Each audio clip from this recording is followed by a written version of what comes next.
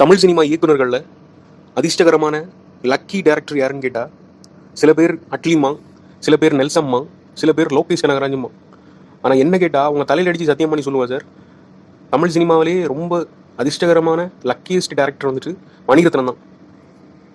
ஏன்னா 2010 2023 வரைக்கும் அவர் பண்ண எல்லா படங்களுமே ஒன்றில் ஆவரேஜ் இல்லை அட்டர் ஃப்ளாப்.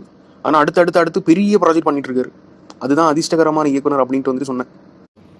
2010 ராவணன் அந்த படத்தை பார்த்துட்டு ரத்த கண்ணீர் வடிக்காத கூட தான் மிச்சம். Utter flop. கடல் அட்டர் ஃப்ளாப். ஓ காதல் கண்மணி ஆவரேஜ். காற்று வெளியீடை அட்டர் ஃப்ளாப். அப்போ வரைக்கும் நல்லா நடிச்சிட்டு இருந்த கார்த்திகை முகத்தில் சாணி தடவி சேவ் பண்ணி விட்டு கேவலப்படுத்தி விட்டுருப்பார். செக்கச்சு வந்த வாரம் ஆவரேஜ். ஒரு மல்டி ஸ்டார் ஃபிலிம்னால அந்த படம் வந்துட்டு ஓடிச்சு, முக்கியமாக விஜய் சேதுபதி. அப்புறம் பொன்னியின் செல்வன் அந்த படம் ஓடினதுக்கு காரணம் மணிரத்னம் கிடையாது, அந்த நாவல் எழுதின கல்கி. அந்த நாவலுக்கு இருந்த ஒரு பிரபலமான ஒரு பெயர். பொன்னியின் செல்வன் 2 எந்த கேட்டகரின்ட்டு எல்லாருக்குமே தெரியும். இப்போ அடுத்தது தக் லைஃப்னு ஒரு படம் வந்துட்டு பண்ணிட்டு இருக்காரு ராஜ்கமல்ல.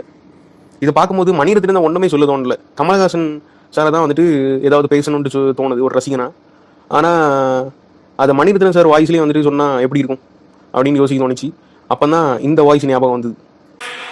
எங்குடைய ஒர்க் பண்ற ஃபூல் கொஞ்சம் தள்ளி